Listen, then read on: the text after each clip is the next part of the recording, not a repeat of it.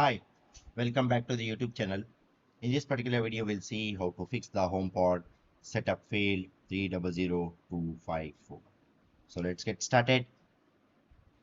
The fix number one is remove the HomePod from the Home app. Open the Home app on your iPhone, iPad or Mac that's signed in with the Apple ID that is used to set up the HomePod. Tap or click on the HomePod, select the settings icon or scroll down to the HomePod settings. Select the reset HomePod.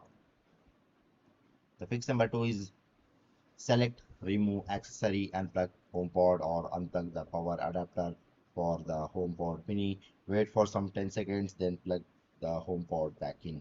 Wait for some 10 seconds, then touch your finger to the top of the HomePod and hold it there. The white spinning light will turn red. Keep your finger down. Siri will say that your HomePod is about to reset. When you hear the three beeps, you can lift your finger.